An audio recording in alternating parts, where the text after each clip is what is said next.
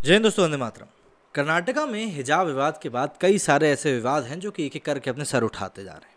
चाहे हम उसके बाद भगवत गीता को लेकर विवाद की बात कर लें, हलाल मीट को लेकर विवाद की बात कर लें, या फिर जो मंदिरों के बाहर गैर हिंदुओं के दुकान ना लगाए जाने के जो पोस्टर लग रहे थे उसकी बात कर लें। एक के बाद एक विवाद बढ़ते ही जा रहे हैं। ऐसे में एक और खबर निकल कर ये सामने आई कि करीब 40 लड़कियों ने पेपर नहीं दिया सिर्फ इसलिए क्योंकि उनको हिजाब में बैठने की अनुमति नहीं दी। और फिर एक और बात निकल गई सामने कि जिन लोगों ने उनको बैठने की अनुमति दी थी उन शिक्षकों को भी निलंबित कर दिया जा रहा है क्योंकि उन्होंने सरकारी आदेश को नहीं माना। तो ऐसे में जान लेते हैं कि ये पूरा मामला क्या है और कहाँ के ये बच्चे हैं जो इसमें शामिल थे। कर्नाटक के गडक जिले में 7 शिक्षकों को एसएसएलसी परीक्षा में मुस्लिम छात्राओं को हिजाब पहनने की अनुमति देने के कारण निलंबित कर दिया गया है। इन शिक्षकों के खिलाफ जांच के आदेश भी दिए गए हैं। परीक्षा गडक के CS Patil boys high school और CS Patil girls high school में आयोजित की गई थी। हिजाब पहनकर परीक्षा दे रही छात्राओं का वीडियो सोशल मीडिया पर वायरल होने के बाद अध्यापकों पर कार्रवाई की गई।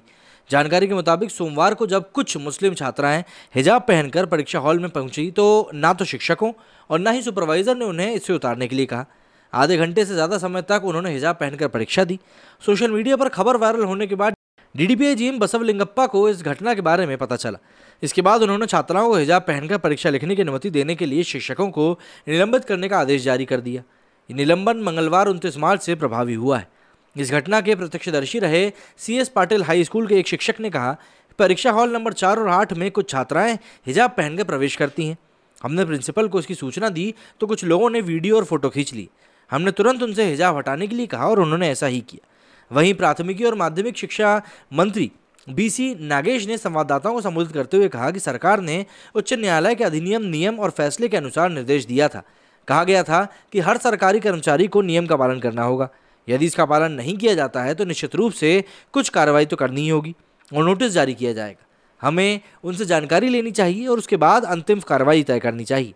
लेकिन स्पष्ट रूप से उन्होंने सरकार के निर्देशों का पालन नहीं किया, इसलिए ये कार्रवाई करी गई है। कुछ दक्षिणपंथी संगठनों का कहना है कि सरकारी आदेश के कथित उल्लंघन को लेकर उसके आला अधिकारियों से संपर्क करने के बाद शिक्षकों को निलंबित किया गया है। श्रीराम सेना के जेवारगी तालुका इकाई के अध्यक्ष निंगनगौड़ मली पाटिल ने हिंदुस्तान टाइम्स से बात करते हुए कहा कि परीक्षा हॉल के अंदर हिजाब पहने छात्रों के वीडियो थे। हमने इस मामले को ब्लॉक शिक्षा अधिकारी बीईओ के समक्ष उठाया और शिक्षक के निलंबन की मांग करी। इधर उडुपी जिले के 40 मुस्लिम छात्राओं ने मंगलवार 29 मार्च को पहले प्री यूनिवर्सिटी परीक्षा छोड़ी।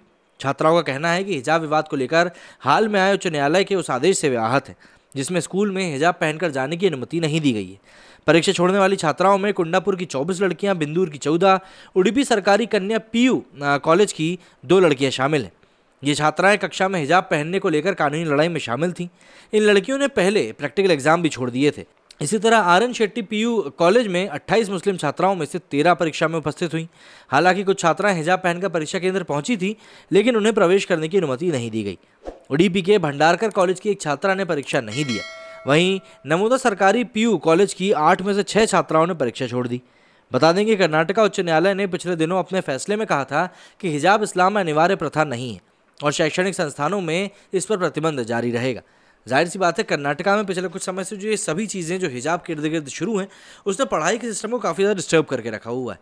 लेकिन जो भी छात्राएं या जो भी लोग इसको सपोर्ट कर रहे हैं वो यही कह रहे हैं कि भैया हिजाब पहले आता है, किताब बाद में आता है। मतलब एजुकेशन उनके लिए सेकेंडरी पोजीशन पर जा चुकी है।